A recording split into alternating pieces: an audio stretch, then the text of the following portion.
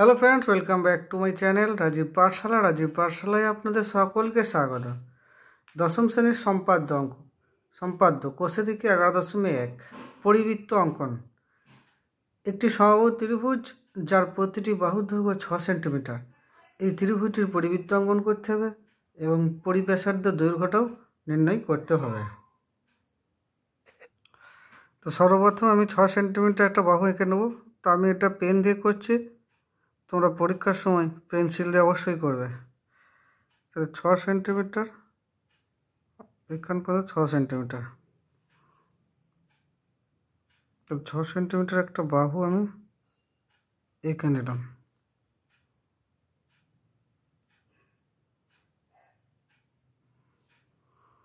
আর একটু আসবে,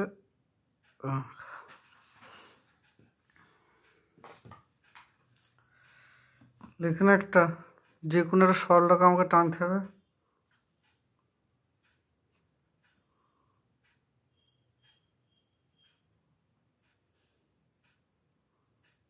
যে কোনো একটা সরলরেখা টেনে দিলাম।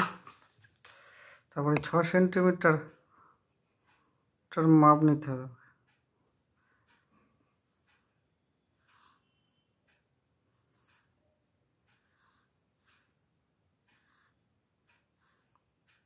সঠিকভাবে মাপটা আমাকে নিতে হবে।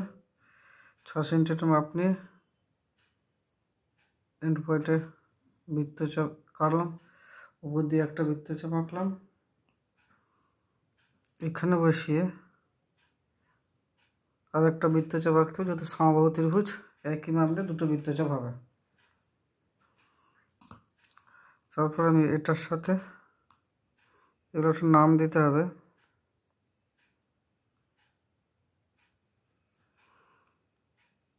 এগুলো একটু ঠিকঠাক করে জয়েন করতে হবে, না হলে পরিবৃত্তটা মিলবে না। টেনে দিলাম।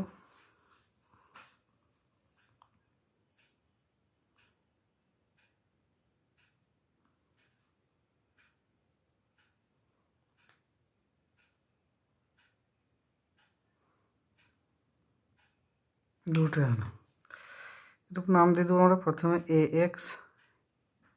এক্স থেকে এ বি অংশ কেটে নিলাম। এটা সি, প্রত্যেকটাই 6 সেন্টিমিটার। এটাও 6 সেন্টিমিটার, এটাও 6 সেন্টিমিটার, এটাও 6 সেন্টিমিটার।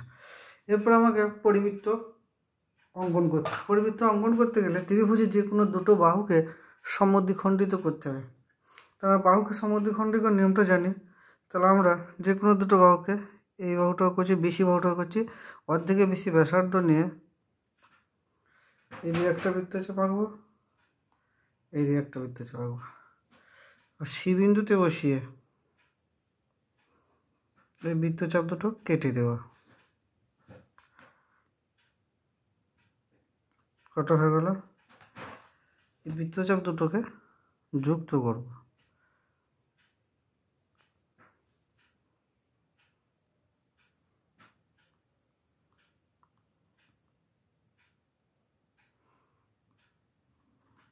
বৃত্তচাপ জয়েন করলে বেশি বাহুকে একটা বিন্দু ছেদ করেছে, এই ছেদ বিন্দুর নাম দিলাম পি। আর একটা বাহুকে সমদ্বিখণ্ডিত করতে হবে। আমরা এসিও করতে পারি বা এ বিকেও করতে পারি। তাহলে এসি কী করি আমরা?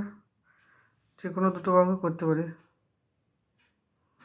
এসি অর্ধেকে বেশি ব্যাসার্ধ নিয়ে এই একটা বৃত্তচাপ,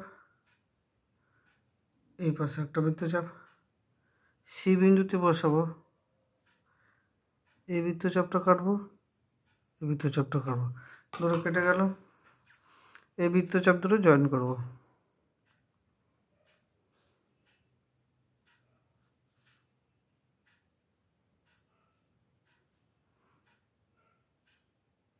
সঠিকভাবে মাপটা নিয়ে আমাকে জয়েন্টটি করতে হবে। এখানে ছেদ করেছে এসি বাহুকে, এটার নাম দেবো কিউ। এই বৃত্তচাপ দুটো পরস্পরকে একটা বিন্দু ছেদ করেছে, সেটার নাম যদি আমরা আর দিই, তাহলে এই বিন্দু ছেদ করেছে। এর পেন্সিল কম্পাসে এই আর বিন্দুতে পেন্সিল কম্পাসটা বসাবো, যেখানটা ছেদ করেছে, ছেদ বিন্দু। যে কোনো একটা শীর্ষবিন্দুর মাপ নিয়ে নেবো আমি, দেখে নেবো তিনটেতে সঠিকভাবে ছেদ করছে কিনা।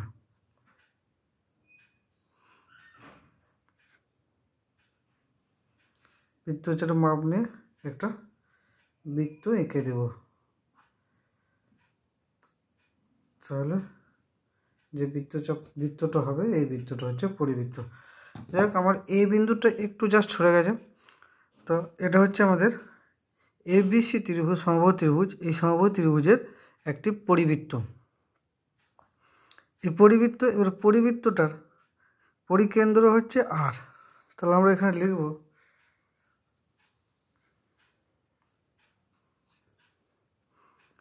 ত্রিভুজ ABC এর পরিকেন্দ্র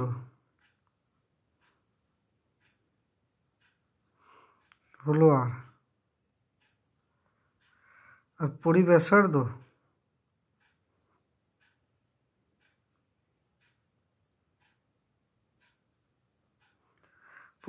হচ্ছে আবার পিআরটা যুক্ত করে দাও। এটা যুক্ত করেছিলাম সেটা একটু এবারে শীর্ষবিন্দু পর্যন্ত, এই বিন্দু পর্যন্ত টেনে দিতে হবে।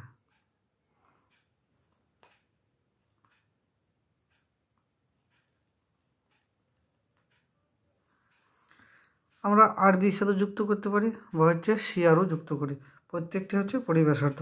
তাহলে এটা আমরা মেপে দেখে নেব এ আরটা কত। স্কেল বসিয়ে এ আরটা দেখে নেব।